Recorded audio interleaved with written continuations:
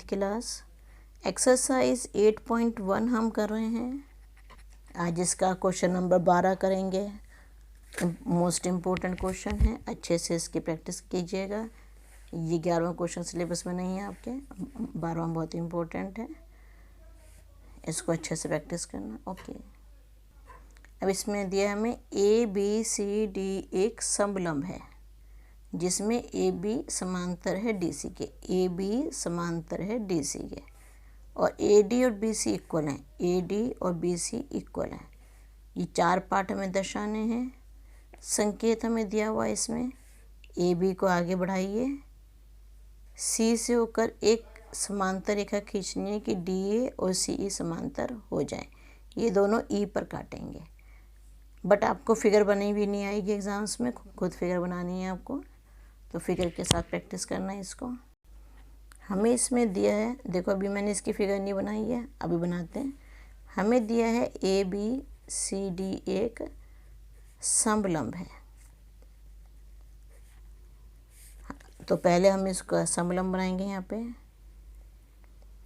समलंब की एक लाइन छोटी एक लाइन बड़ी, बट दोनों लाइनें समांतर होती हैं। ABCD समलंब बना दिया। और क्या दिया है कि AB समांतर है DC के, सच दैट का मतलब कि ये कंडीशन दी हुई है साथ में, और AD और BC बराबर हैं। AD और BC ये दोनों लाइनें बराबर हैं, तो इन पे मैंने सिंगल लाइन बना दी। अब एग्ज़ाम में आपको बस ये लिखा हुआ आएगा क्वेश्चन, रचना जो बुक में फिगर बनी है वैसी फिगर बनी हुई नहीं आएगी आपको। रचना आपने खुद से करनी है इसमें कि AB को आगे तक बढ़ाइए। अब ये भी लाइन डैश, जो भी रचना की लाइन होती है वो डैश डैश में होती है। कैसे बढ़ाना है कि DA और CE समांतर हो जाए और दोनों E पर काटेंगे। AB को आगे बढ़ाइए सच दैट DA समांतर हो जाए CE के। AB को आगे E तक बढ़ाइए, और क्या शर्त के साथ में कि DA और CE समांतर हो जाए। फर्स्ट पार्ट हमें इसमें दर्शाना है angle A is equal to angle B। क्या मतलब, एंगल A ये है, एंगल B जब तक हमने रचना नहीं की थी तो हमारा एंगल B इतना था, तो उसी हिसाब से दे रखा है एंगल A और एंगल B। बट अब हमने जब रचना कर ली तो इसमें एक ये एंगल हो गया B, ये भी एंगल B हो गया, और अगर देखा जाए तो ये पूरा एंगल भी B है। तो अब हम इन एंगल्स के नेम रख देंगे, ये एंगल 1 बोल देंगे इसका। मतलब हमने एंगल A को एंगल 1 के इक्वल प्रूव करना है। अब देखो ये AB समांतर है DC के, हमने दिया हुआ है, और हमने रचना से कर लिया AD समांतर CE के। ये लाइन इसके समांतर हो गई, ये लाइन इसके समांतर, तो ADCE ये पूरा समांतर चतुर्भुज बन गया। लिखते हैं इसको, अब हम हल में शुरू करेंगे इसको। हमें दिया है AB समांतर है DC के, बट जब हमने लाइन आगे बढ़ाई तो इम्प्लाइज करके AE समान DC लिखना था। C में DC फिर से लिख रही हूँ, AE समांतर हो गया DC के। समीकरण 1 डाल देंगे इस पे, और AD समांतर है CE के, ये समीकरण 2। अब इन दोनों समीकरणों से समीकरण 1 और समीकरण 2 से ADCE एक समांतर चतुर्भुज है। नौ AD समांतर है CE के, और ए ई तिर्यक रेखा है। एंगल, इसका मतलब एंगल ए और एंगल ई जो हो गया 180 डिग्री के इक्वल हो गया को इंटीरियर एंगल्स। तिर्यक रेखा के एक और बने हुए कोणों का योग 180 डिग्री होता है, उसको शॉर्ट में हम को इंटीरियर एंगल्स लिख देते हैं। मीन्स देखो ए डी ये वाली लाइन है, सी ई ये वाली लाइन है, ये हमारी तिर्यक रेखा है, तो इस कोण को और इस कोण को, इन दोनों कोणों का योग 180 डिग्री हो गया। अब ये सरल रेखा है, यहाँ एंगल 1 लिखा, यहाँ एंगल 2 लिखा, एंगल 1 और एंगल 2 इन दोनों का योग भी 180 डिग्री होगा। अगेन ए बी ई एक सरल रेखा है, तो angle 1 plus angle 2 is equal to 180 degree linear pair, रैखिक युग्म भी इसको बोलते हैं हम, लीनियर पेयर या रैखिक युग्म।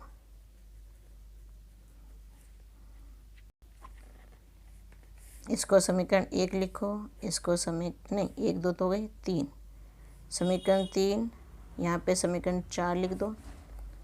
पुनः देखो ए डी सी ई एक समांतर चतुर्भुज है, अभी ये हमने ऊपर दिखाया। इसका मतलब ए डी और सी ई, ए डी और सी ई बराबर हो गए, क्यों? समांतर चतुर्भुज की सम्मुख भुजाएं,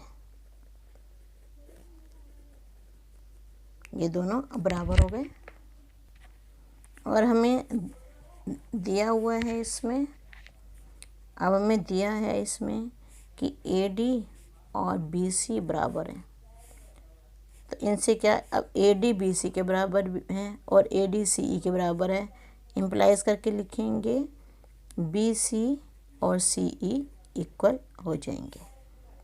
अब त्रिभुज बी सी ई में B C is equal to C E, B C के सामने कौन कौन सा है? एंगल ई है, और ई सी के सामने कौन कौन सा है? एंगल 2। यहाँ क्या लिखेंगे हम कि समान भुजाओं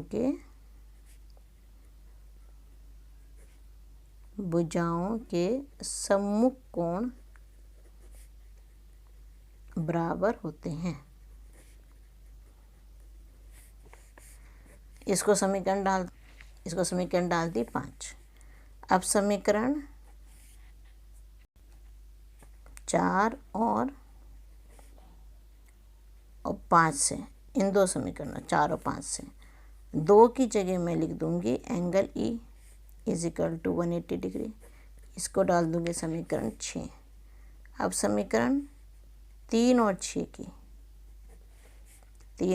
की तुलना करने पर, इन दो की हम तुलना करेंगे 3 और 6 की, तो angle A plus angle E 180 degree है और ये भी 180 डिग्री है, एंगल 1 प्लस एंगल ई ये भी 180, ये दोनों कट गए आपस में, एंगल ए और एंगल 1 बराबर हो गए। मीन्स इम्प्लाइज एंगल ए, क्योंकि बुक में एंगल बी लिखा है तो आपको ये लिखना पड़ेगा एंगल बी, हैंस प्रूव्ड। अभी हमारा इसका एक पार्ट प्रूव हुआ है, सेकंड पार्ट में हमें दर्शाना है क्या? एंगल सी और एंगल डी बराबर है। इसका हल शुरू करते हैं। अब हमें पता है कि ए बी समांतर है डी सी के, तथा ए डी तिर्यक रेखा है,